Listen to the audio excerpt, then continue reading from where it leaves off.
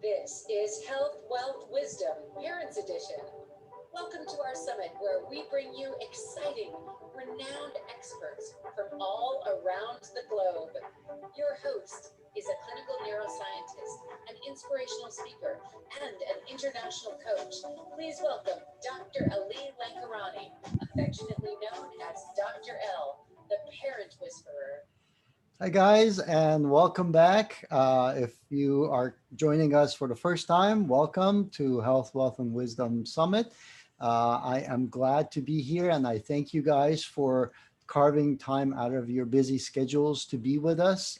We have a lot of information, lots of experts from 17 different time zones, literally across the world. So I'm very, very happy to have a very special one of these speakers with me, Miss Janice Burt. And she is also known as the Spanish Janice, just so you guys know. We'll talk about that in just a second. She's actually a court certified Spanish interpreter, too. Is that right, Janice? That's right. Yep. Very, very cool. Voiceover artist, actress, yoga instructor, author, inspirational speaker. So I have seen her speak and it gave me goosebumps. So you guys are in for a treat. No pressure, Janice. Her mission is to encourage, uplift, and unite people's hearts through the power of words and an example of authenticity, action, and love. So I'm very honored and very happy to have you here, Janice, with us. Tell us a little bit about your personal story and your journey and what has brought you to where you are today in life. Oh my gosh. Well, first of all, Dr. L, I just want to say thank you for having me here. And not only that, since I've met you, which was actually not that long ago, what have I done? I've gone to New Orleans for a speakers retreat because you told me about it, and I'm on this summit now, and I'm revamping my website with somebody you recommended. So you have just been this amazing source of knowledge and inspiration. And so thank you for showing up in the world the way you do, because you're making a huge difference, I'm sure, in many people's lives, but at least in my life. So Thank you, Janice. Thank you. I appreciate you. thank you so much. So I am a much different person today than, let's say, 8 years ago for sure. And then obviously, life is just this journey of growth. But all of the things that you mentioned as far as interpreting and voiceover work and yoga instructor and all of that, I didn't do one of those things before, I think it was 8 years ago.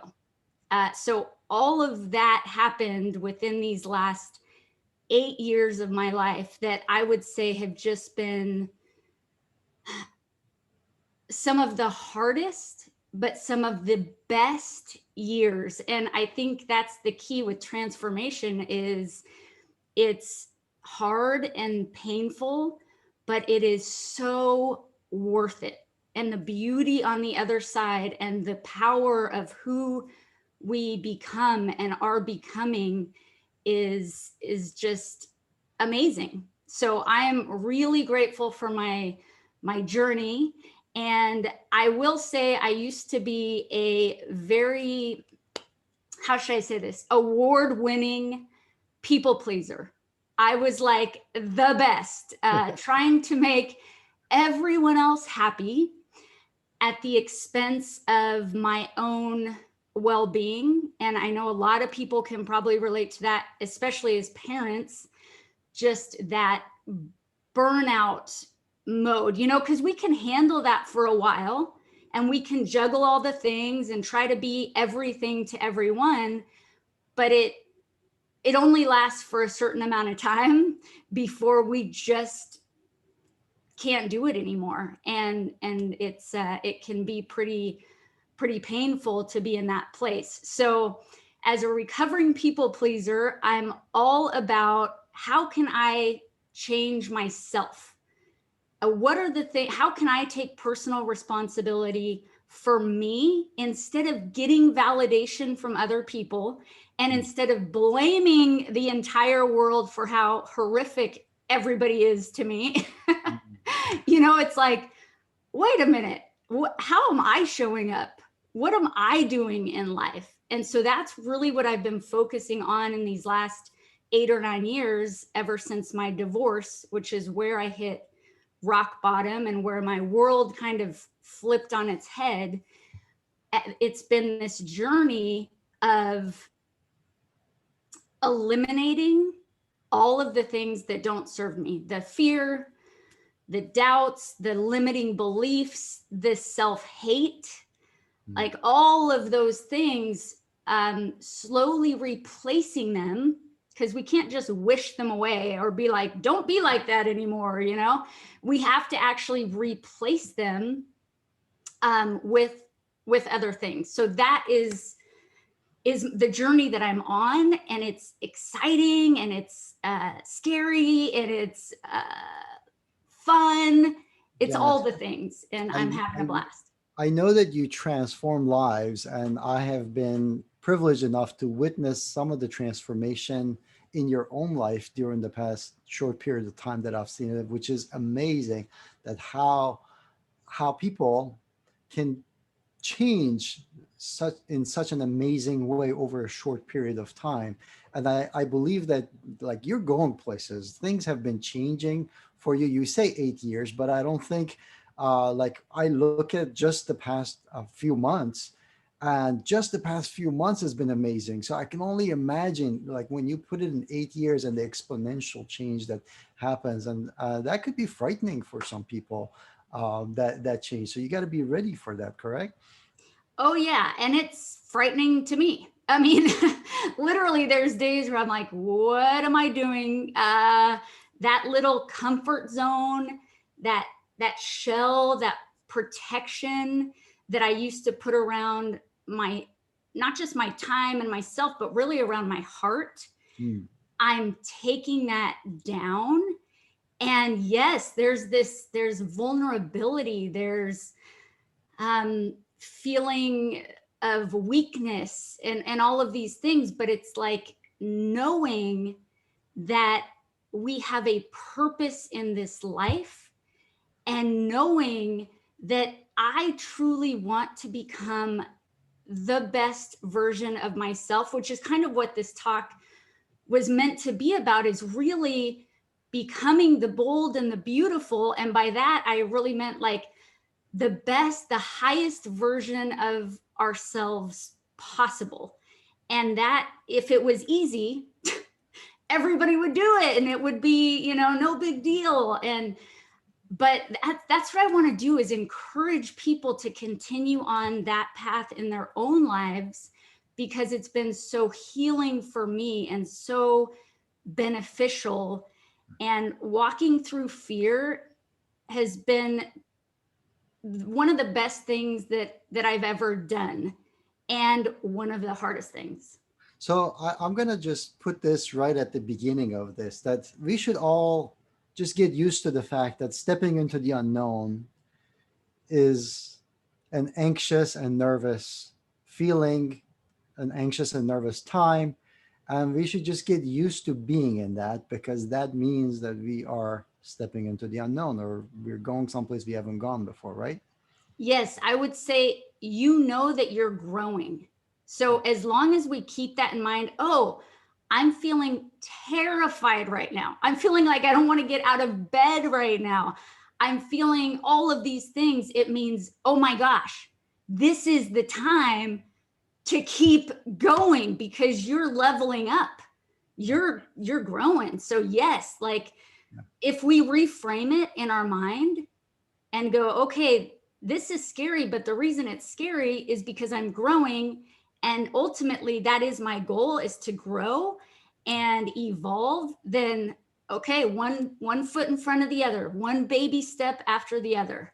So let me ask the audience members, how many of you have felt anxiety, anxiousness, waking up in your day-to-day, and has prevented you from stepping forward or being bold, basically?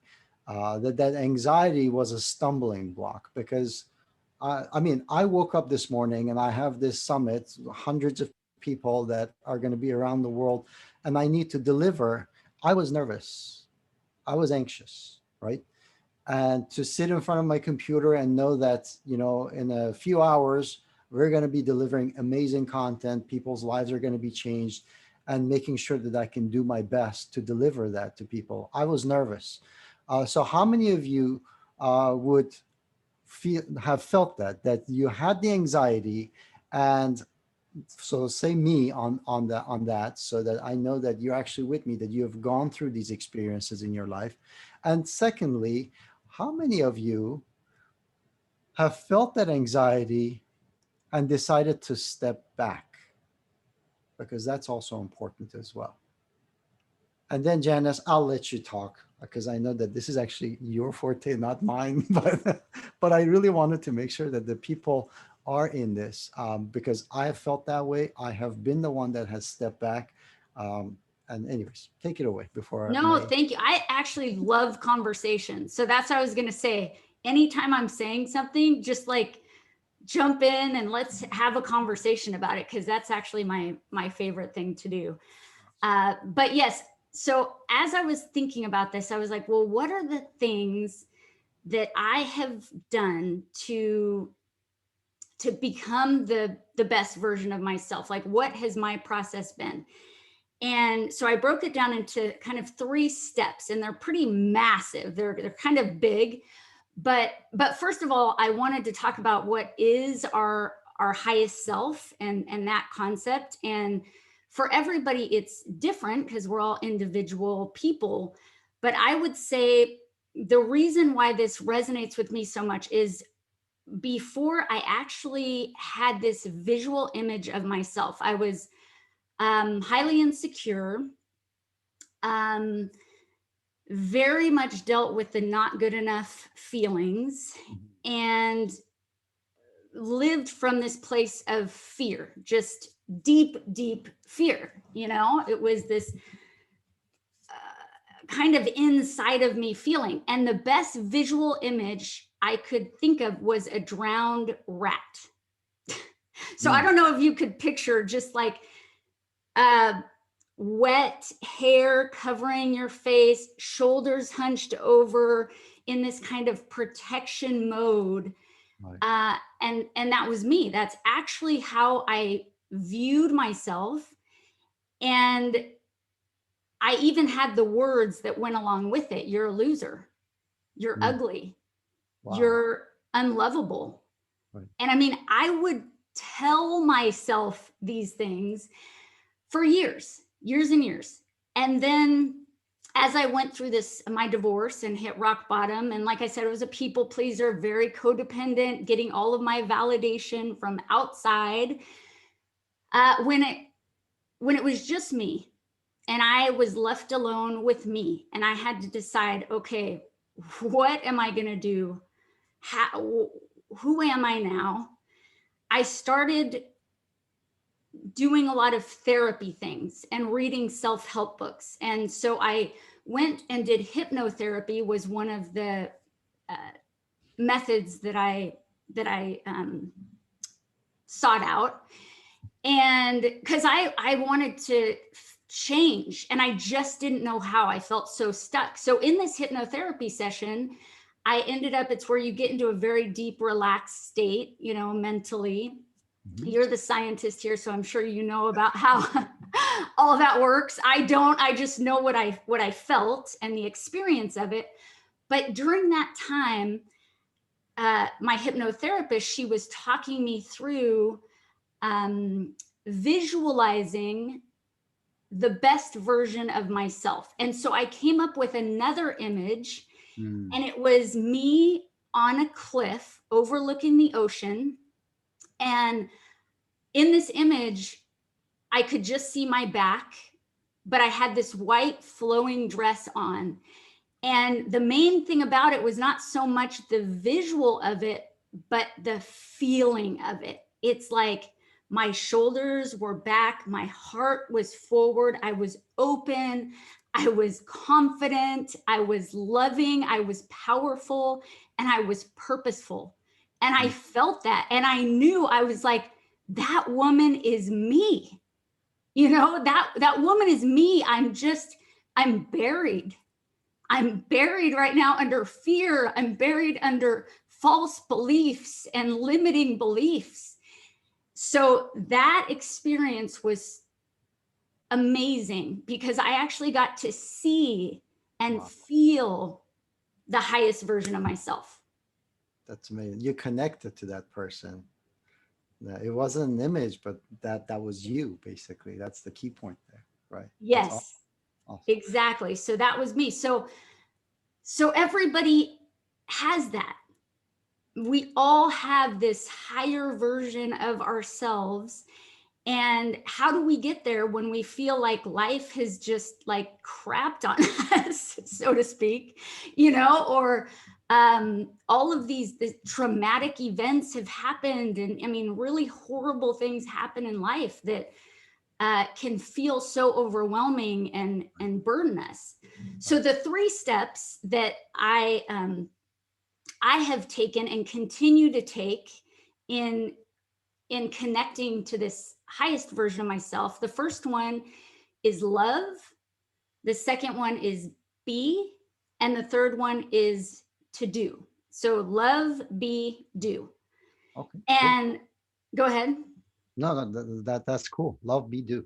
Love, be, do. I was like, okay, we got it. What's one word just to like kind of encapsulate it? And really quickly, so love, yes, we know we need to love others. And I do believe ultimately, that's what life is about, is loving one another and extending that love to others. The problem, I think, is so many times we neglect to love ourselves. And we think all the bad things about it, selfish or whatever things, and we're not loving ourselves. And I just, from my own experience, I know that I could not truly love others until I loved myself first. It's like we can't give to others what we don't have. If we do, it's kind of maybe a substitute for love or some type of version of it, but it's not true love. Right. And so learning to love ourselves, I think, is key. And it's hard for parents too, right? Because you're like, man, you have kids. I mean, I have 2 teenagers and I want to do everything for them. And of course, there are seasons in life where we're going to put our needs on hold a little bit. Like I remember when my kids were babies, oh my gosh, if I could just sleep for like 6 hours a night, I was feeling pretty good, And so, yeah, there's seasons and we need to move in the flow of it. But I'm saying in general, our self-love and the work that we do in that capacity, I think should be like at the very top of our top lists of things that we need to be focusing on. Right. And so that's been a lot of what I have been doing in these last 8 or 9 years, is appreciating myself, changing my my negative self-talk into positive, uplifting self-talk. And a really good thing that people too at home could try, which I did, and it's been so good, is creating an I am statement that is something that you can repeat to yourself constantly. And so you pick 3 adjectives of things that you want to be, or the character that you want to have, who your highest version of yourself is, and then a noun. So mine, well, I'll say before, my I am statement was I am ugly, pathetic, a loser of a person, not worthy of love, blah, blah, blah. I could go on for days.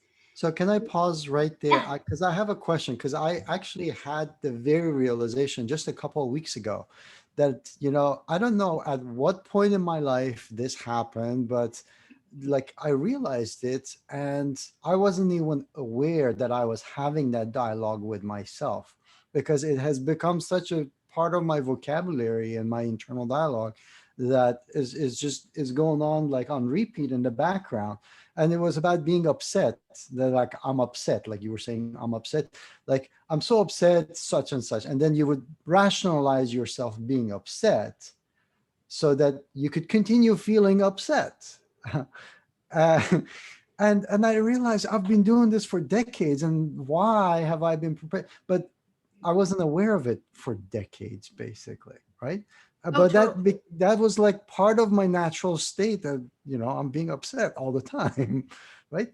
So that awareness is important too. But anyways, you No, were saying about replacing that with. yes, no, that's such a good point. And the awareness part in the B, the next one that we'll talk about, which is sitting in stillness and being present in the moment. I think the more that we can do that, we start to have more of these self-realizations where we go, wait a minute, because a very similar thing as what you were just talking about happened with me with fear. I did not realize that pretty much every decision I had made in life was based in fear, or based on fear. Right. And so I was operating it's in my subconscious.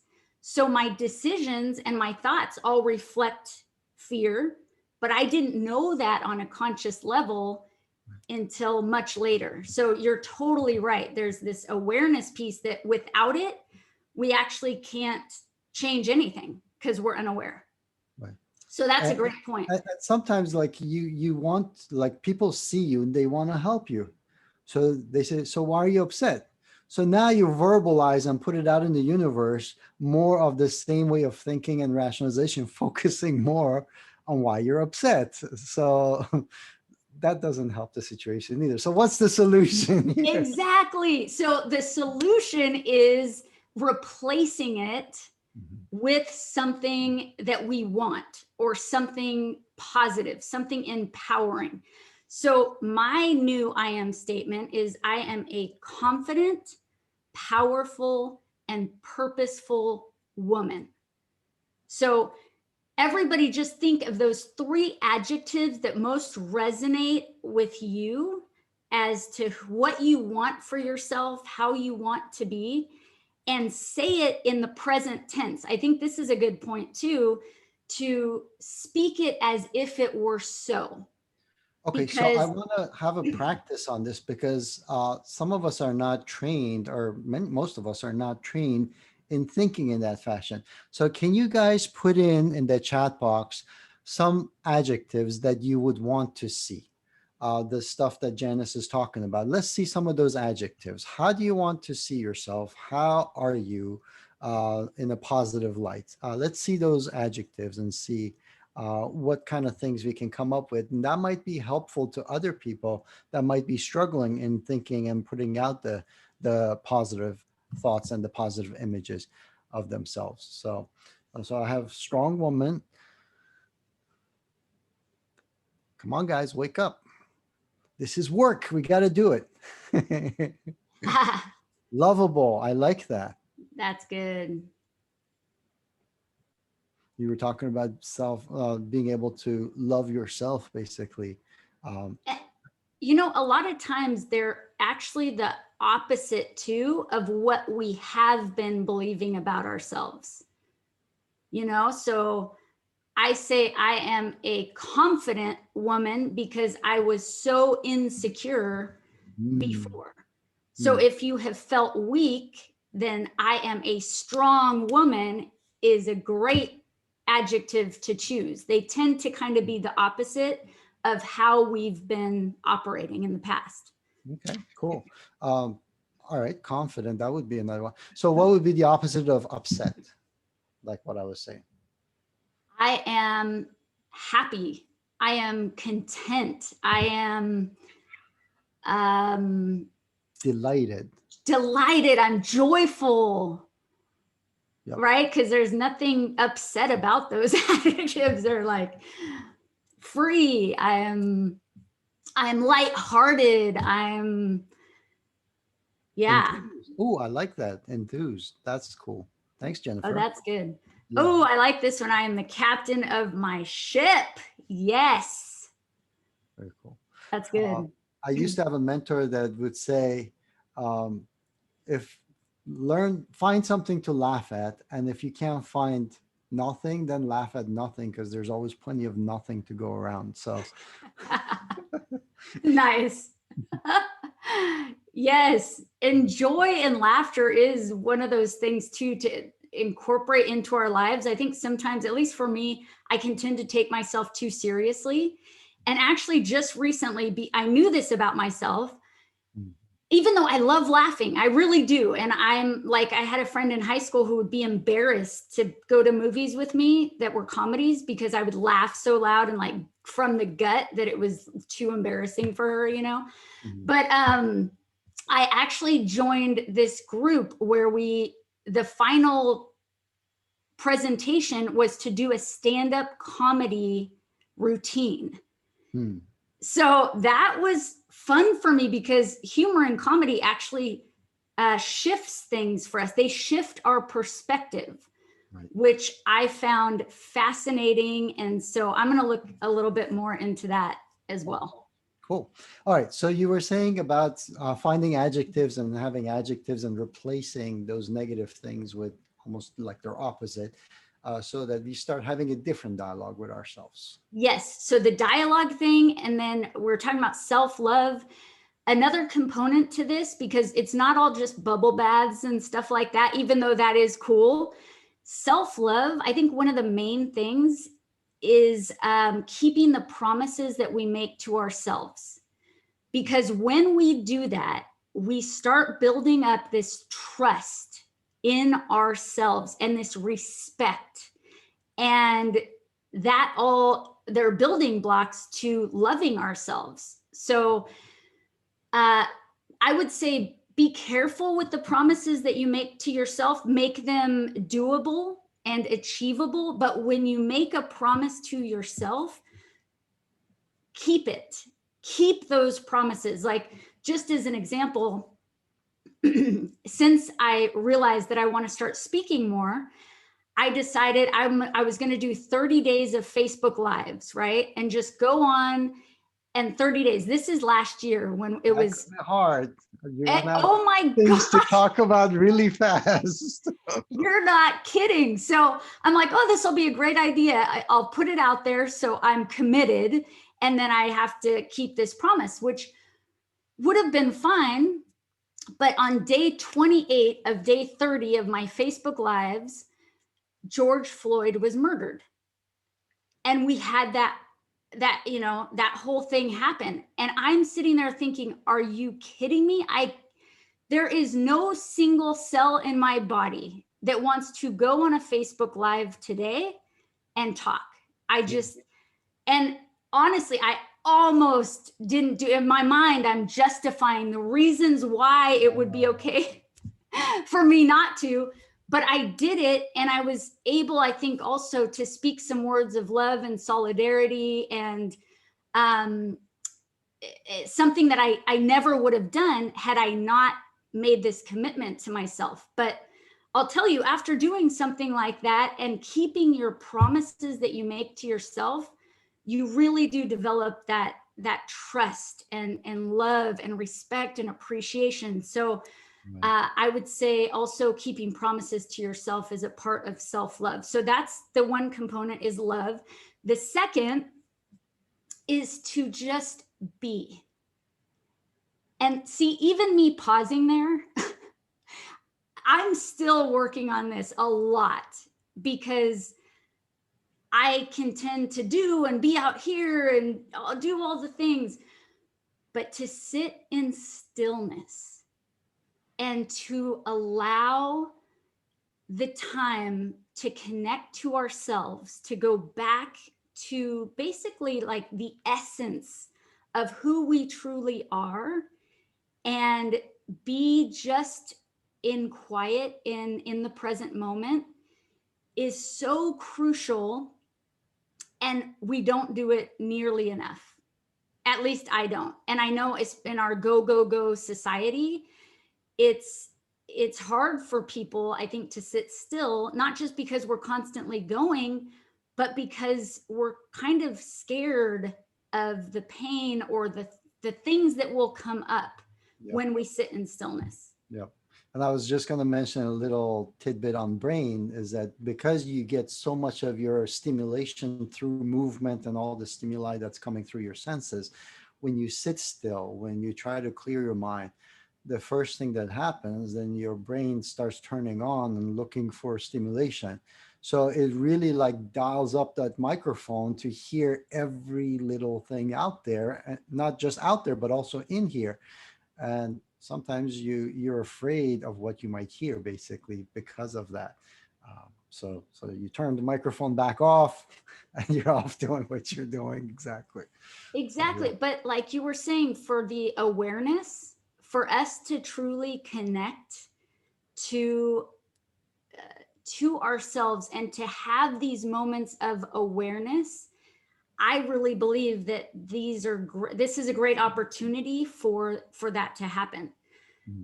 So I was actually even going to see if right now we would just take a second, and anybody that's watching at home also, and literally just close our eyes for a second. And so why don't we do that? Do you mind, Dr. L? Sure, go ahead. Okay, so close your eyes and just inhale in through your nose, allowing the air to go all the way into your stomach. Allow your stomach to expand, and then exhale all the air out again through your nose.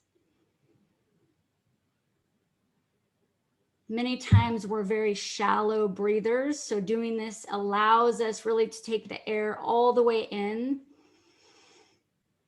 and just drop into your body.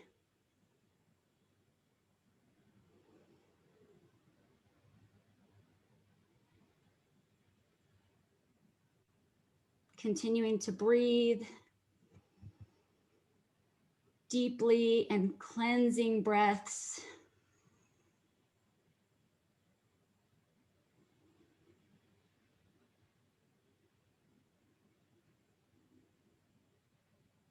Centering ourselves and just allowing for this moment to be connecting to our hearts and connecting to each other.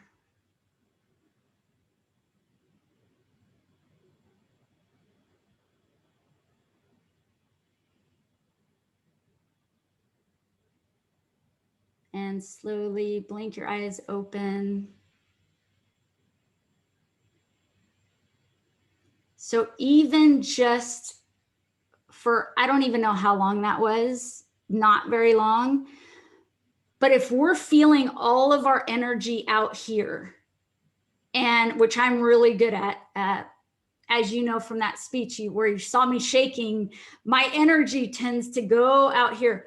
When I can breathe and bring everything back into my body and return to the center of my being and who I truly am, I feel differently. I feel more relaxed. I feel more grounded, more centered.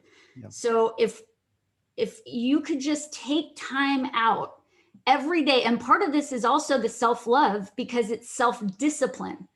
There are so many times where we're not going to feel like just sitting down for 5 minutes and breathing, or, focusing on anything other than our to-do list. But that is a huge component for awareness, for loving ourselves, for returning to the essence of who we are and to what truly matters in life. It just brings us back to connect to that. I can just testify just from those few moments that when I opened my eyes and came back to the room, I feel that the lights are brighter. I feel that my eyes can focus better on the screen.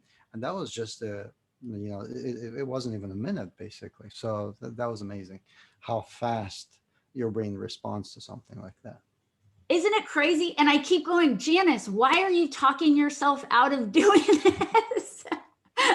Because my brain will get involved in like, oh no, but you have to do this, but you have to do this and this and this and this. And it's like this But when I do it, I experience the benefits like you just said. And so to be self-disciplined enough to do the things that we don't really want to do, but we know that they're beneficial to us is huge for becoming the highest versions of who we truly are. Right. And then the third one, go ahead. Did you want to say something? I was just going to say, if any of our audience members experience anything through that exercise, I would love to hear their response or their experience as well in the chat box too. So, oh, that would be great. I would love that. yeah, very cool. Yeah, and I think it's pretty universal. And isn't there? You're the doctor, but with the breathing and our bodies and how just physically, if we take deeper breaths, there's something that happens in our bodies and more oxygen getting in there and flowing around. And I mean, isn't that true? Yeah, I mean, my talk just before this was like one of the components of supporting your brain and ultimately how you show up in life was oxygenation, making sure that you have adequate amount of oxygen. So naturally, focusing on the breathing becomes important. Earlier this morning, Jenna was on the call and she was talking about, some of the different things about the core. And again, the core becomes part of your identity, part of yourself, so if you don't have a strong core, you'll have a tough time understanding your sense of self. So, and then when it comes to your core, your diaphragm, your breathing is such an integral part of that core. So yes, it just keeps showing up in different ways in different places. So it's amazing how they're all interconnected. Totally. And the fact that the breathing exercise is so good physically, good mentally, emotionally, spiritually, like all the aspects. So I think that's why it's so powerful to consciously breathe. Obviously, we're breathing all the time, but to make it more of a conscious, intentional breathing is such a good exercise. So now, I know that we are kind of approaching towards the end of our talk. So before we go too fast, I want to make sure that I do mention what you have for the audience members as well, so that they have a chance to ask their questions, get the gift and all that stuff. And then we want to definitely finish what you're talking about as well. So you have a video that you're offering to our audience members today. So tell us a little bit more about that. Yes. So it's just a brief, I think it's 5-minute video just of encouragement for when you feel stuck. Because I know no matter where we're at in life, there are just times where we feel more stuck than other times in fear or in moving forward for whatever reason. So it's just 3 quick tips that I use to move through when I'm feeling stuck. Right. And then my giveaway, I think, is that what we were talking about also? No, that was it. The 3-minute video about the 3 steps you can take. Oh, perfect. So perfect. I appreciate it. And guys, if you have any questions for Janice, definitely put in the chat box so that we don't run out of time. And then if you want the gift, please email support, but at the same time, put in the chat box that you're interested so that I have a backup version for myself to make sure that you guys can take advantage of her video as well. So go ahead and do that. Just put in the chat box you're interested and we'll go from there. All right. While they're doing that, while they're posting their questions, Janice, let's wrap up and talk about anything else that you wanted to say that we are remembering. Yes, that really quick. So the third step, which is super important, is the doing part. And I know this is where a lot of people do get stuck because it's like, oh my gosh, now I have to take that step, right, of action and doing. But I would say set a goal for yourself and then write down one baby step. Like, what is the first step that you were going to take toward achieving or completing that goal? So I've set some pretty big goals because I love to challenge myself. And so I've run a marathon and I competed in a bodybuilding competition. And all of those, if I just look at the goal, I'm like, oh my gosh, that's too overwhelming. That's too scary. It's too big. But if I just say, okay, here's a goal. Now I'm going to reverse engineer it to what do I need to do to get there, and then just take those baby steps. So for the marathon, it was training with a running group, because accountability is huge for doing things also. And then just showing up baby step after baby step, until ultimately after 4 months of training, you're able to then run a marathon. Or same thing with bodybuilding. If you think from one day to the next, you're just going to go and stand on a stage, nobody's going to do it. That's like super intimidating and horrible, you know? But if you go, okay, here's my ultimate goal. First, I'm going to read up on it. That could be your first step. Then I'm going to find the gym that I'm going to go to and figure out a plan. That's your second step. You know what I mean? So just be very intentional also about the baby steps, having a goal, reverse engineering it, and then setting up those baby steps to achieve that goal, to really see how amazing you are, because then you start believing it for yourself. You're like, oh my gosh, I'm keeping my promises. I'm doing the things I don't want to do that are good for me. I'm feeling better and better as I go along. And I am in this process, because it's a journey, you know, we don't arrive, but it's a journey of betterment, of evolution, of change, of transformation. And we just keep going, that one little baby step in front of the other, and hold each other accountable, love each other, and truly change the world one heart at a time, one person at a time. I love it. I love it. Thank you so much.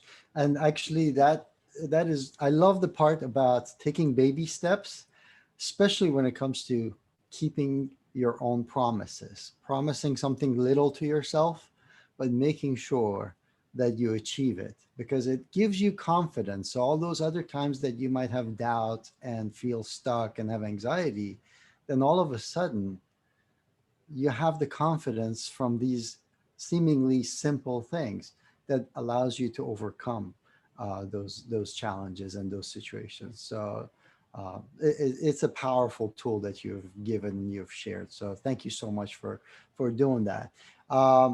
And if there is any questions, feel free to put in the chat box. Janice, any final words of wisdom?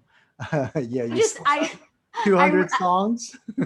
That's awesome that she learned 200 songs, one song at a time. Dang. So That's cool. Very cool. Any final words of wisdom for us, Janice? I really appreciate you have given a lot of little pearls here, and I don't know if people have had the chance to digest all of it. I urge all of you to get the VIP just to listen to this recording, like 30 seconds at a time, and kind of try to implement it, because there was a lot of powerful tips in there. But any final words for our audience members?